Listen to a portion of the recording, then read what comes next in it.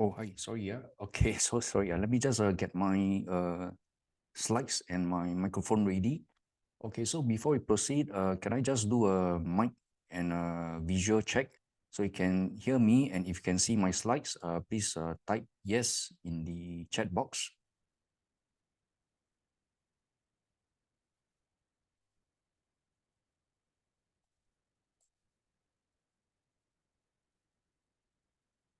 All right. Okay. Thank you so much. Okay. So we will start right away because we have another webinar that'll be starting at 8 o'clock. So we will have to end on time at 7:30. So we only have 1 hour. All right. So thank you for your audience here this evening. So I'm Suhan from CFD, and for today we'll be talking about we'll be doing a focus on the US dollar. So I'll be talking about its updates as well as some outlook for the dollar. Okay, so first, an introduction of the US dollar. So the US dollar is also known by its other name. For example, the greenback. The reason is because in the even as early as the first series of the dollar, the green color ink is used predominantly for the printing of the paper currency in the US. So even up until today, we also continue to see the color green being featured very prominently in the print of the dollar. And another name for the USD is simply called the dollar, uh, simply because it's a very universal, ubiquitous currency. So because it's the leader in the forex market, hence people will just refer to it as dollar. So you hear me also referring to it as just the dollar. So of course, another name for the US dollar is King dollar. The reason is because um, among all currencies, it holds a very special stature, as we will find out later. So in the forex market, the total traded volume daily is about 7.5 trillion. And of this, more than 80% or more than $6 trillion involve US dollar as one of the currency in the pair. So it is a very actively traded currency, and popular traded pairs will include the euro dollar, the dollar yen, the pound dollar, as well as that one that is increasing in popularity, the dollar renminbi. The dollar is also used, is one of the, is predominantly used by central banks and governments around the world as a forex reserve currency. So the reserve currency is needed in order for the central banks and government to support the domestic currency in the event of, say, a speculative attack. Then they will sell the forex foreign reserve and then buy their own currency in the market to boost the value of their domestic currency. Also, in the cross-border trade and finance field, the dollar is broadly used and accepted all around the world. So even as we go traveling, in the event if you run out of the local currency, there's a high chance that you can use dollar, and the locals there will accept. There's a high chance that they will accept your dollar for payments. And not just in cross-border, retail um, uh, uh, retail field, but also in the finance world, many assets, for example, oil and gas contracts, commodities contracts, cryptocurrency contracts are also all quoted in US dollar.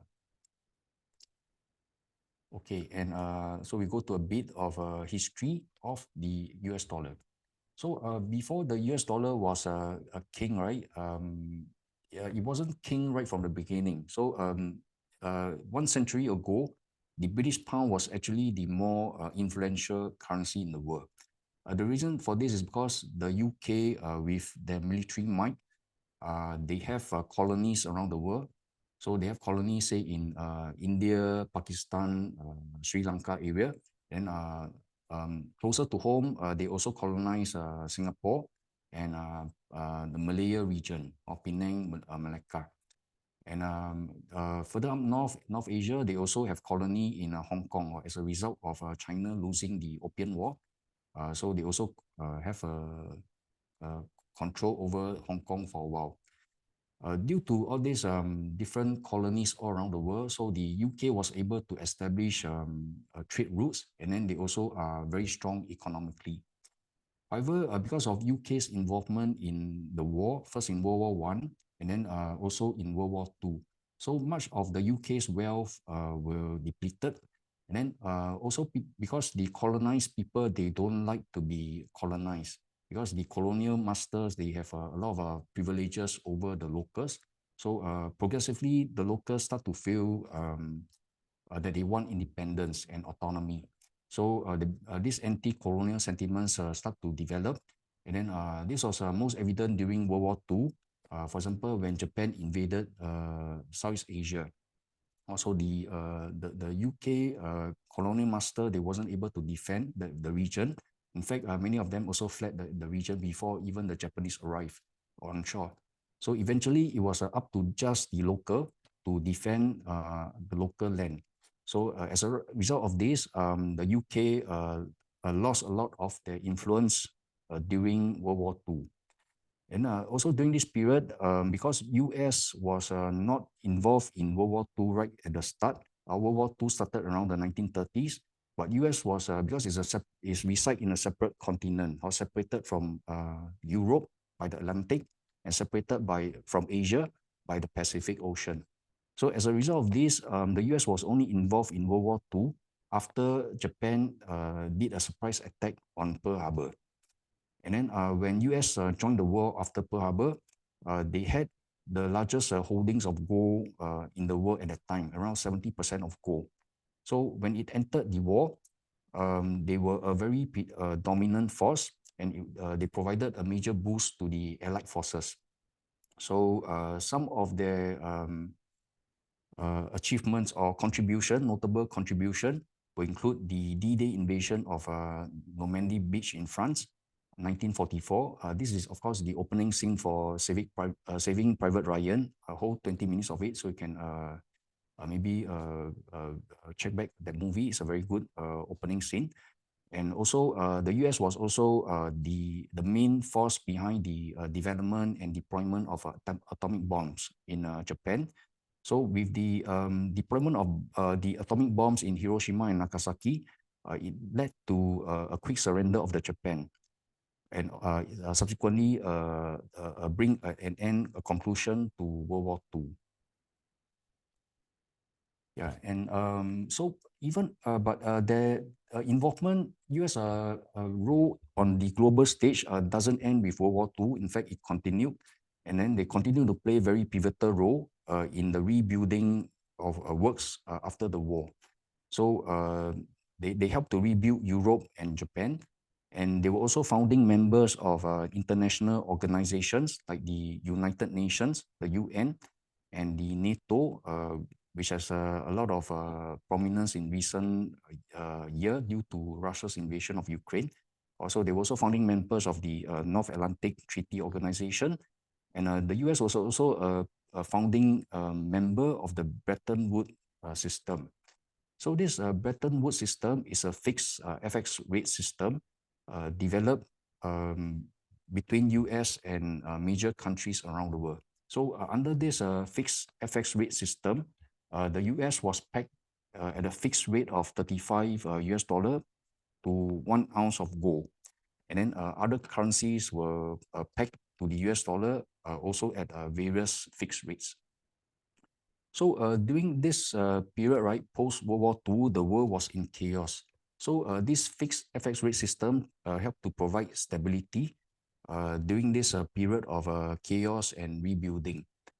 So it was a very, it has its purpose during the period after the war, but after 2 decades, most of the rebuilding work is already completed, so it's a totally brand new world already. So by the 1970s, the Bretton Woods fixed FX rate system started to lose some relevance. So by 1971, the US president at that time, President Nixon, then because he was faced with a lot of pressure, both domestically and also internationally, so he was forced to take US out of this fixed FX rate system, and then Subsequently, the US became a free float currency. One of the main driving reason was because the US at that time, they no longer had enough gold to support the US dollar that was in circulation all around the world. Also, they have no choice. They have to exit the dollar from this fixed FX rate system. And because the dollar was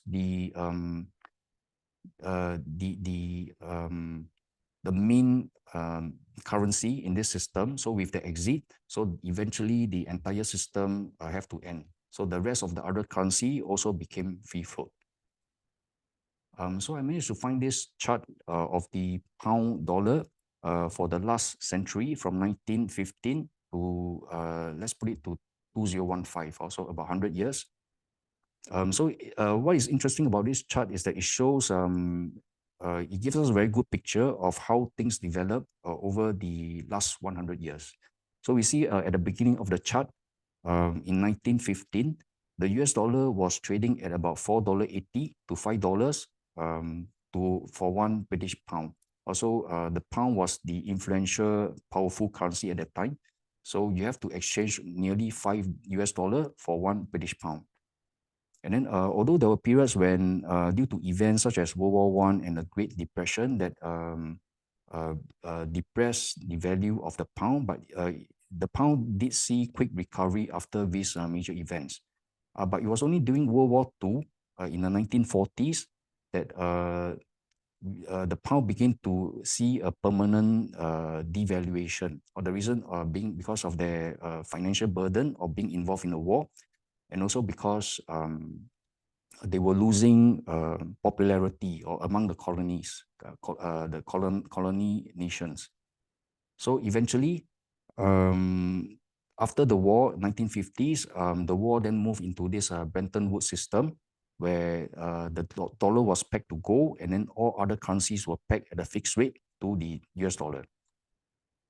This lasted for 20 years, and then by the 1970s, the world entered a new era, with President Nixon's announcement to remove the convertibility of the US dollar to gold.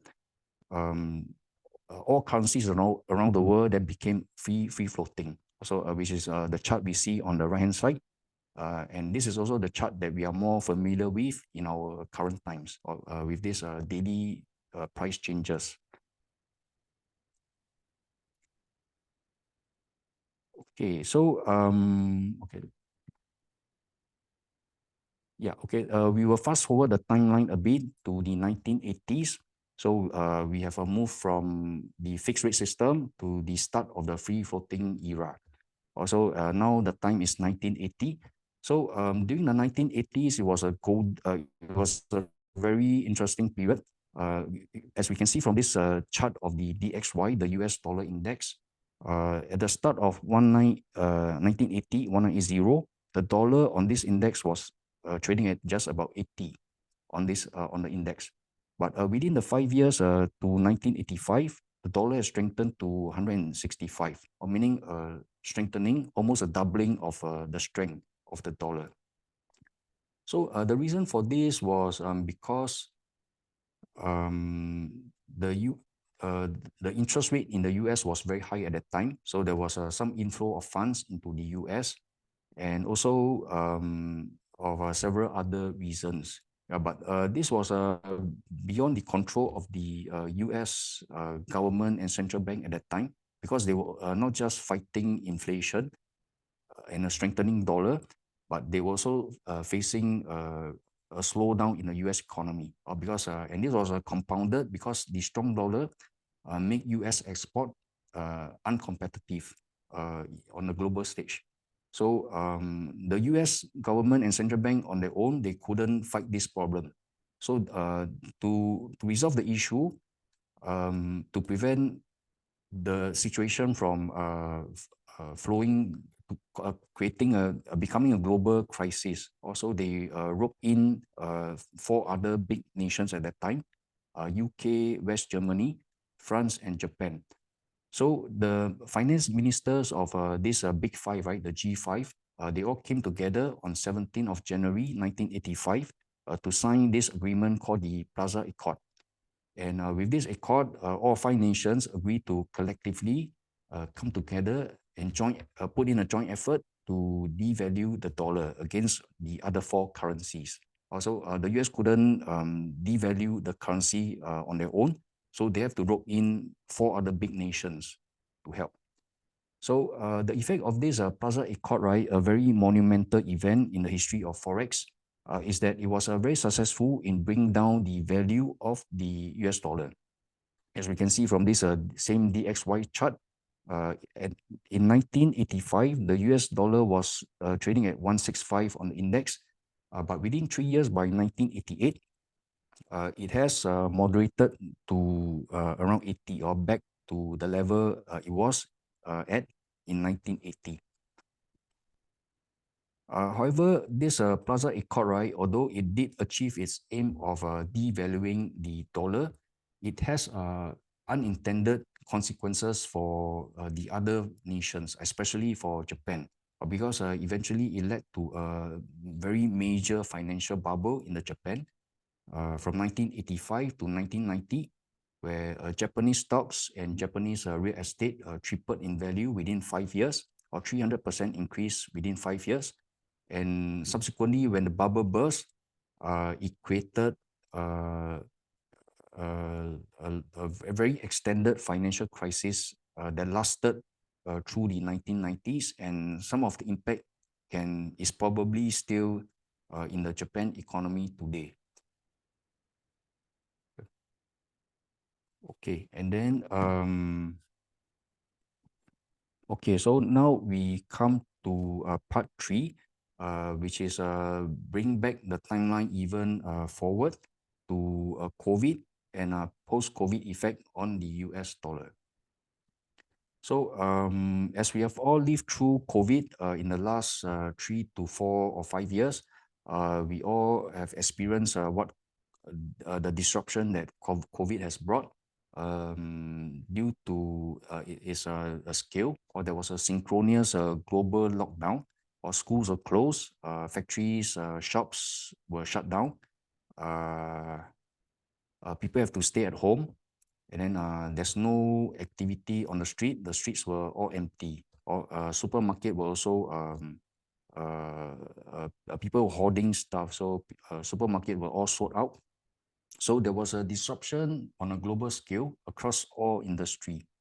And then, of course, to cope with this sudden standstill, right, that was brought about by COVID, the government all around the world were giving out all kinds of support financially to individuals as well as businesses. But the main impact on the economy, because during COVID, actually, the only impact was that it brought economic activity to a sudden zero, or that's from the normal daily activities, suddenly there was no economic activity at all. But the more crucial impact was actually during the COVID reopening. Because with the sudden reopening, the reopening was also quite synchronous. It was happening at the same time all around the world. So what the effect of this was that it created a cornering or concentration of demand, global demand for very limited supply. Or suddenly everyone or all businesses need to reopen, or factories all need to reopen. They need to reorder all their supplies, and then they all go to the same supplier. And then, of course, the factory of the world, China at that time, if we recall, remained in extended lockdown. China did not reopen at the same timeline along with the rest of the world. They remain locked down for, I think, close to one year after. So with China being the factory of the world, where most businesses will need to approach to do their order, so it led to jams downstream. So production lines all around the world face challenges in restarting their process. Because with production lines, right, it's not just as simple as just going to the factories, opening the gate, and then switching on the power, and you can start. Or there's a lot of other work that you need to prepare. need to prepare the production line before you can have the goods produced. And not just at the factory, this synchronous reopening, right, also resulted in congestions at the ports, the airports, and distribution center. And then suddenly everybody needed to order goods at the same time. So there was a limited supply of distributor centers or ships and ports or planes. And then so there's a surge in freights and shipping rates, or which caused inflation in the price of goods as well, because all these increased costs would need to be factored in so into the price of goods before they are sold to the consumer for the business to make a profit. And the inflation effect, price pressure effect, wasn't just on the physical goods and not just on the transport process, but also in terms of the labor costs. Because in the US, especially, the US government was giving cash handouts to the US citizen during COVID, or during Trump's era. I think he was giving out at least 2 or 3 times. And then during when Biden took over, he also continued, and I think gave out another 2 or 3 rounds of handouts to the US citizen. So, and also because the US, in the US, if you are out of work, you can actually claim some jobless benefit, or the government will give you an allowance. They call it the jobless claims. So to the US workers, right, the differential between being out of work and returning to work, or the amount of salary you get when you go back to work versus when you are no salary when you're out of work, the differential is slightly less compared to, say, in Singapore or most of the Asian nation. So there is to the workers, there is due to this slight lower differential, right? They have they have more reluctance to return to work, or they are not as keen to go back to work. So during that time, in the initial phase of the reopening, we often see in the news that businesses in the US were finding it difficult to get their workers to come back to work, and which in turn leads to a build-up of price pressure.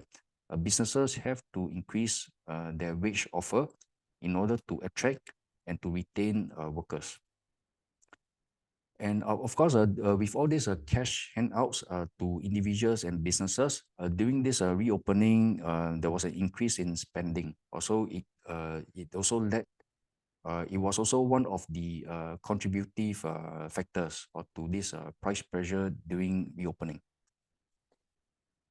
So this is a chart showing the US PCE. We see that at the beginning of the chart, this is the pre-COVID reopening period. So inflation in the US before the reopening was maintained at below 2%. In fact, at the start of the COVID, March 2020, when the world went into lockdown, the inflation was at one point below 1%. So of course, along the way, then vaccines were introduced, Moderna and Pfizer. And then with the vaccine rates picking up, then we hear governments talking about reopening. And then during reopening, that was when the price pressure built up during March 2021.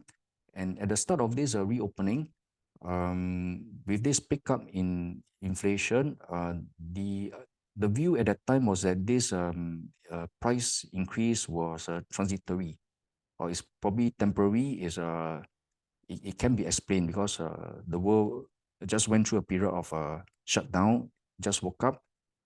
So it's natural that price will go up because of the concentration of demand. However, the price pickup didn't turn out to be as temporary as was initially anticipated. It lasted for many more months.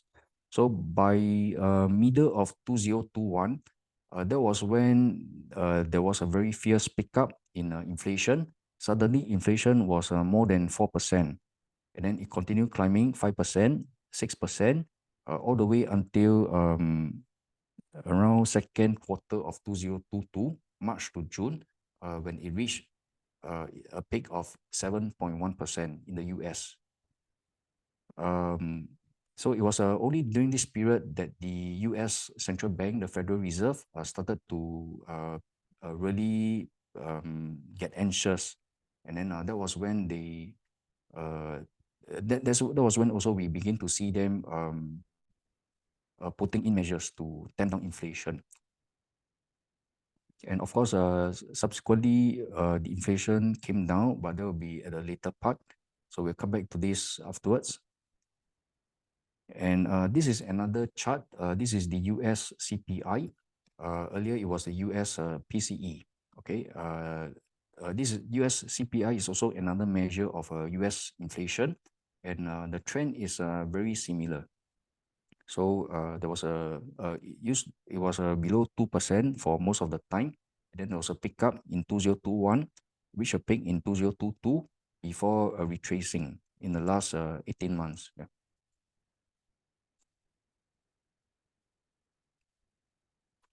Okay, so so what the U.S. Federal Reserve did during this period of high inflation was that they begin to raise interest rate to curb demand. So starting March 2022, the U.S. Federal Reserve began to hike interest rate, starting with just a 25 basis hike. And then, but by the second hike, they already pick up pace, or they increase it to 0.5% on the hike. And then on the third hike, they increase it even further to 0.75%. And then this 0.75% hike continued for the next four meetings before they tamp down again the pace of rate hike to just 0.5%. And then again, further tamp down to 0.25% by February of this year. So if you were to refer back to this chart, yeah, so this was during this period of, so they started the rate hike. If you can see my cursor, during this initial 12 months of increase in the inflation, there was no rate hike by the Federal Reserve. So it's only during this part here, March 2022, that the US Federal Reserve began the first rate hike.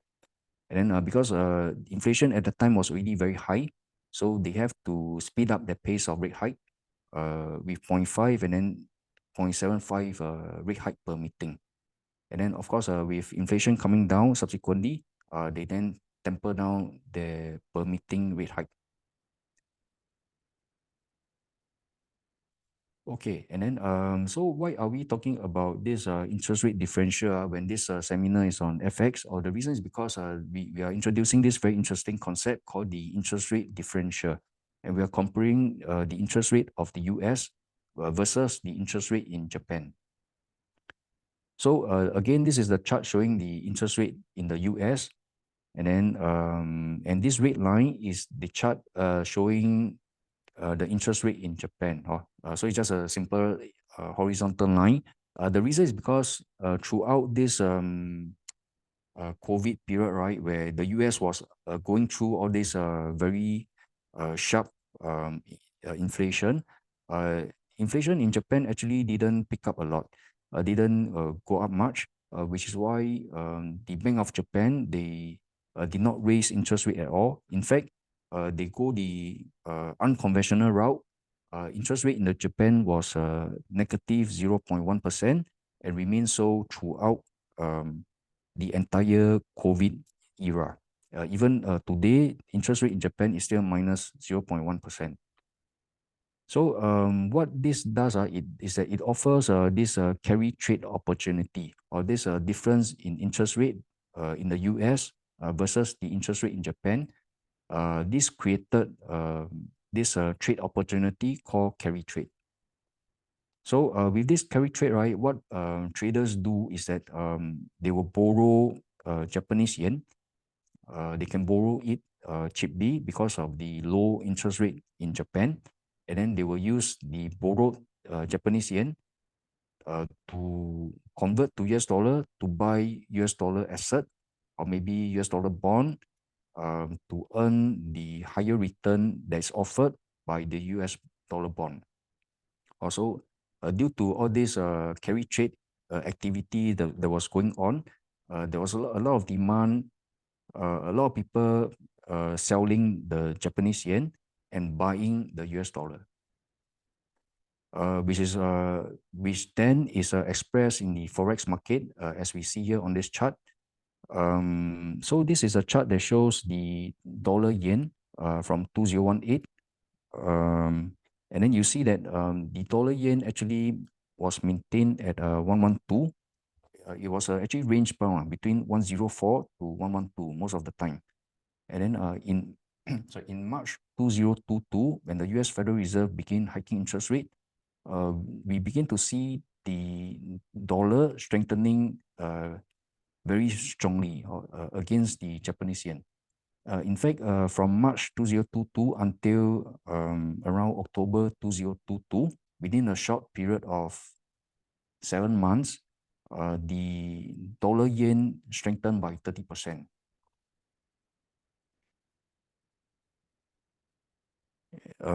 Yeah, and then over here we see from October 2022 to March 2023, there was a weakening of the dollar versus the yen. This if you look at the chart, right, it coincides with the period when inflation began to moderate. So from March until around September, inflation was no longer accelerating at the pace in the earlier months. Also, this was traders begin to see that inflation seems to be slowing now, which make them feel that the U.S. Federal Reserve may not hike rate too high. So that's why we see also a sell down in the dollar versus the yen for during this period. And from March 2023, we begin to see a reversal again, or the dollar begin to pick up against the yen again. The reason was because during this time, we begin to see that inflation, especially core inflation, wasn't coming down fast. Or initially, when inflation was coming down, the world thought that, okay, we have reached the peak, inflation will come down fast. But unfortunately, as we have experienced in the last 1 year, inflation remained very high, especially core inflation, which was why there was a lot of talks about the US interest rate remaining higher for longer. And with this higher for longer narrative, then traders begin to see that actually there's still this carry trade opportunity, or it's not yet dissipating, which is why they begin to pile back into the dollar and selling yen. And then we see another run up of the dollar yen trade over here. So we now move to the part 4, which is the outlook for the US dollar. All right. Okay, so as we have seen, if we were to just draw a straight line, if I remove the zigzag, just draw the differential between before the run up versus the current price level, we see that the dollar yen has increased in value by around 30%, or compared to pre-COVID level. So then it led us to think, what if, because we see inflation coming down, and there's a expectation that the US Federal Reserve will begin to lower interest rate. So naturally, then it led to this question, whether this dollar yen trade will unwind, or will the dollar weaken versus the yen. And of course, if it does, are we looking at another 30% opportunity? Yeah. All right, so we look again at this US inflation chart, US PCE. So we see that the trend in the recent month is that the total PCE, which is the blue color line, it has a drop dropped down to around 3.4%. Whereas core, the drop in the core is not as steep. In fact, it is moderating, is probably plateauing out, but still with a slight drop lah. So this is the current trend of the US inflation. Um, and if we were to compare to the last time that the US hike rates during Janet Yellen's era, 2015 to 2020. So there was a previous round of the US rate hike, but at that time, inflation wasn't the problem. So there was no high inflation problem. So the interest rate did not go up as high. It only reaches around 2.25%. And then, but the cut after, right, was actually quite steep. Or if you can see it, the interest rate dropped from 2.25% to 0% quite steeply. So of course, then one question is, will the current interest rate also drop as rapidly? So to answer this, right, we will probably have to see whether the US interest rate will decrease, or because if the US interest rate decrease, then we will begin to see this unwinding of the carry trade environment. So to do that, we have to see the US economy. And presently, the US is still doing very well. At the 3Q GDP number, right? It came in at 4.9%, which is a very good number, very high. In fact, it exceeded most of the market expectation because 4.9 for US is a very unusual number. Because it's almost comparable to the GDP of China, which is around 5%, and China is a developing country, whereas US is already a developed country. So for US to record a 4.9% GDP is a very strong number. And then another measure of we look at is the US unemployment rate. Presently is at 3.8%. Which is almost at pre-COVID level. Pre-COVID level, it was around 3.4 to 4%. And presently, for the last 1.5 years, the GDP, the unemployment rate for US was also below 4%. So at the moment, the employment market in the US is very healthy. And for the initial jobless claim, because earlier we mentioned that in the US, if you are out of job, you can claim some payout from the government. So this is a measure of whether the work environment, the work climate in the US. Yeah, and then presently the recent rate was at about 217,000. And then this was also comparatively to pre-COVID level is around comparable to pre-COVID level. Or pre-COVID it was around 200 to 250, and recent rate is about 217,000. Another measure is the number of new jobs created. And the last read for, I think this is for October, it shows 150,000, which is also comparable to pre-COVID level. Or pre-COVID, the new jobs created numbers is also around 150 to 300 per month. So all in all, we see that the US labor market continue to be very strong. Yeah, there's not really much sign of a recession that is shown in the US labor market yet. And then another measure we look at is the mortgage rate. We see that in the US, because of the Federal Reserve increasing the interest rate, so the mortgage rate has in the US at the moment is approaching 8%. And then with this high mortgage rate, it has already has some effect on home sales, or for existing home sales, we see it came in at around 4,000, which is a steep drop comparing to before COVID, pre-COVID. Usually existing home sales is above 5,000. Also presently is only 4,000. But interestingly, the mortgage rate doesn't seem to affect new housing starts, or which is the building of new houses. It continued to show higher than pre-COVID numbers. The last read was around 1,300. Whereas pre-COVID, it was usually below 1,002.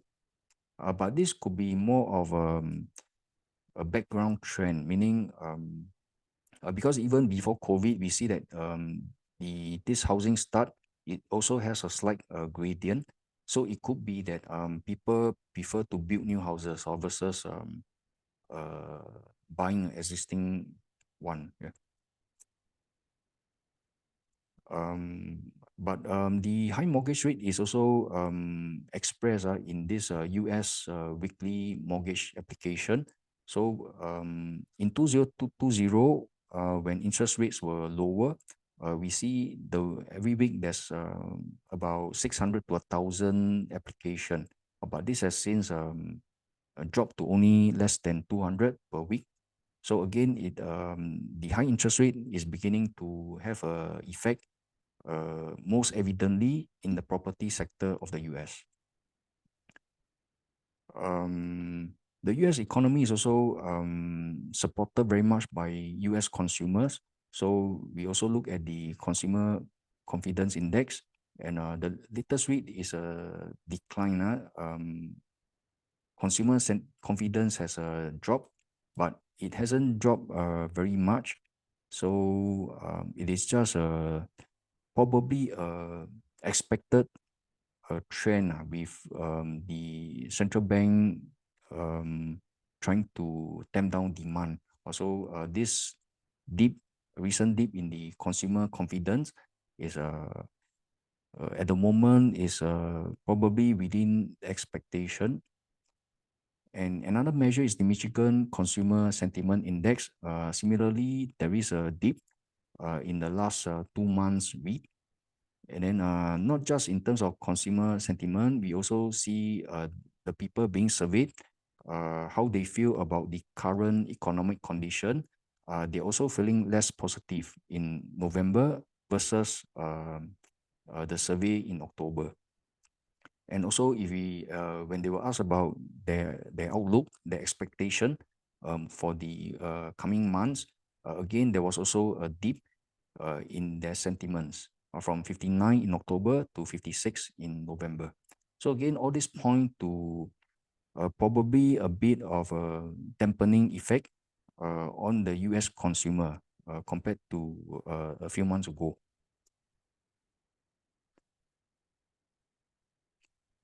And of course, if we were referring to this carry trade opportunity, we don't just look at the situation in the US, we also have to consider the situation in Japan, because Japan is the other part of this forex pair.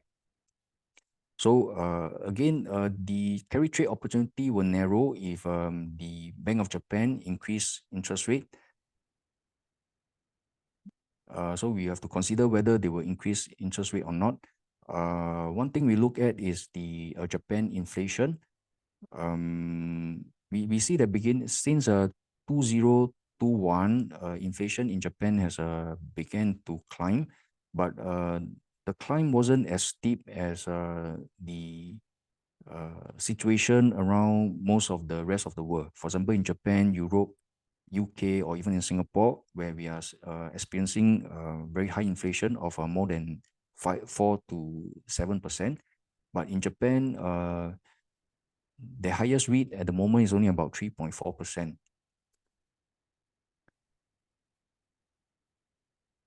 And if we were to look at the inflation situation in Japan, right, longer history, we see that after the 1990s, after the financial bubble in Japan burst, actually Japan was coping more with a deflation problem, or rather than an inflation problem.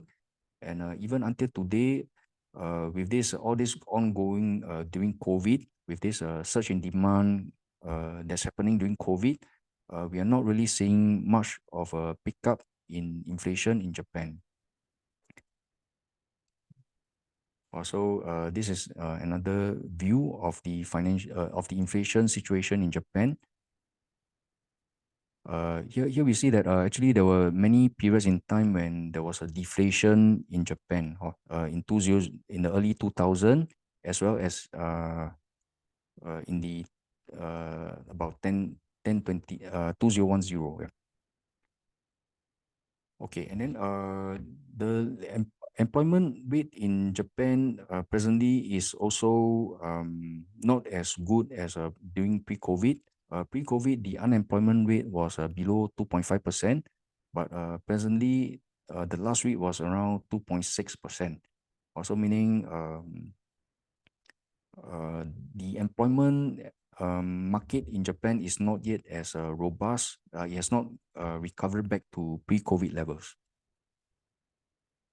And in terms of the vacancy to application rate, whereby if there's a higher vacancy, it means that there's more demand in the market for labor. Again, the vacancy to application ratio presently is only about 1.3, at a ratio of 1.3, which is not, and it hasn't recovered yet to the pre-COVID level of 1.6. So again, this points to not very robust activity yet in the Japan job market. And this is expressed in the wage growth. Presently for Japan, the latest, I think this is a monthly read, the latest wage growth for September came in only at 1.2%. And the reason why we are looking at wage growth is because with wage, it will increase the income of worker, and then with more income, then there's more propensity for the worker to spend. Yeah. So yeah, this is again a broader read on the Japan GDP. Again, we see that since the 1990s, Japan economy hasn't been doing very well. In fact, in most years, it's below 5% per annum, or even below 3% per annum. And in some years, it also there were many periods when it went into recession or negative growth. And this is a zoom in to more recent years for Japan quarterly GDP. So the most recent read is less than 2%. Yeah. Yeah. So if you were to ask me, is there a chance for the Japan BOJ to hike interest rate? I would say that there's more probability that we will see the US Federal Reserve lowering the interest rate before we see any meaningful rate hike. They may do they may normalize it. They may bring a negative rate to 0%, but I don't think they will increase the rate very much more. Yeah. So it's more likely that we will see a decrease in the US interest rate first. Yeah. A more meaningful decrease in the US interest rate. And for this reason, right, my outlook for the dollar yen is that in the near term, it's quite likely that the Japanese yen will continue to weaken. At the moment, it's trading at about 150. I think because with last night weakening of the dollar, the Japanese yen has strengthened. So presently it's trading at about 150. But due to but for the but I believe it's just a reactive movement due to a surprisingly low CPI report in the US last night. But I believe in the weeks ahead, or as we move towards December or January, the Japanese yen may continue to weaken a bit more. Largely because there's still not much inflation in Japan. Or inflation in the US is still quite sticky.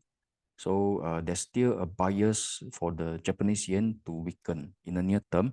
But if we were to stretch out the timeline a bit more to maybe middle of next year, 2024, there's a chance that we'll begin to see the dollar uh, weakening against the Japanese yen more meaningfully. The reason is because as we extend out further into 2024, there's a chance that with the current path that US inflation is taking, we will begin to see much lower inflation by the middle of 2024. And then by then, maybe the US Federal Reserve will begin to have more space to lower interest rate, and that will help to unwind a bit more of this carry trade that was happening in the last 1.5 years. And one observation is that the initial phases, right, of this trend change is usually steeper. So, for example, in March 2022, when we begin to see this surge up in the dollar yen, we see the surge up was most steep at the beginning. And then again, when there was a reversal in October 2022, there was a steep drop from the peak. And again, during this rebound, there was a steep climb as well at the initial phase. So I believe that if there was a pivot, there's a high chance that we could see a steep change on the initial phase of the reversal as well. But of course, it may not drop the entire 30%, because if inflation remain, if there's a residual level of inflation remaining, so we may not see the full unwinding of this carry trade. Yep. Okay. I think we have about 10 minutes left, so I will probably have to skip all the rest of the chart. We will go, okay, allow me to share a bit more about CFD because this event is organized by CFD, and the purpose is to encourage customer to consider CFD when they do Forex trading. So over here at Phillip CFD, we offer CFD trading for not just equities and ETFs, commodities, index, but we also offer CFD trading for Forex. So we offer presently 39 currency pairs across 12 currencies. So most of the popular, in fact, all of the popular pairs are offered here. And then we have quite a bit of dollar-related pairs that you can trade. Or if you wish to trade the possible reversal in trend, right, in the strength of the dollar, you can consider trading dollar FX with us. At Phillip CFD, if you trade FX CFD with us, there's zero commission and also zero finance charges. And you can trade FX CFD using 4 of our platforms. You can trade on Points Internet, Points Mobile 2 app, Points Mobile 3 app, as well as the MT5 platform. So presently from October until end of the year, 29 December, we have a campaign for you where you can win, you can receive cash credit if you trade FX CFD with us. The summary of this campaign is that if you trade 8 FX CFD trade during a month, you will get 20 cash credit. And then if you execute 28 more trades during the same month, then you will get another 100 cash credit. So this will be until 29 December. So there's still time for you to trade to receive cash credits.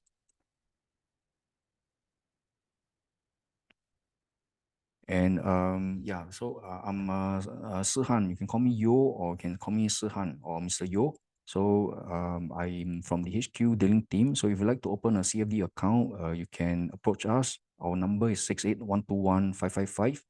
And our email address is tq_team@phillip.com.sg. You can also scan the QR code that we have displayed on the screen now for the link to open an account with us. So later I'll show the QR code again, but we just move on first to the Q&A, and later we will have one final slides on some dates you can take note for the coming month. Yeah. So if you have at the moment, if you have any question, you can type in the chat box or in the question box. So just show the account opening QR code again.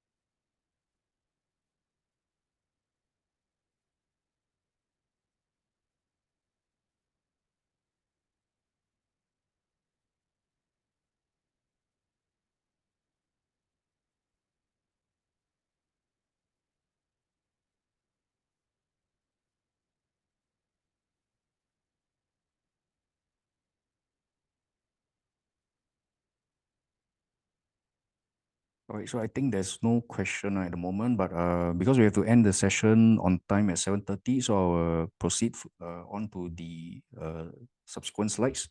So as a conclusion, wrap up for the current session. So we've been talking about inflation and things that you need to look out for. So you can consider maybe a FX trade. So some of the things you have to look out for will be US inflation as well as US consumer. Also, later today, 15 November at 9:30 Singapore time, which is about 2 hours later, there will be a release of US PPI, Producer Price Index, as well as US retail sales. So you can maybe read up some news that will appear later, as well as later this month there'll be a update of U.S. consumer sentiments, also U.S. consumer confidence, and 30th November another update of the U.S. PCE. Yeah. Okay, so we have reached the end of the presentation. Thank you for your audience this evening. Because of another session that will be happening later, so we have to end on time. But I'll just leave the slide here for a few minutes. If you wish to contact us, here are our contact details.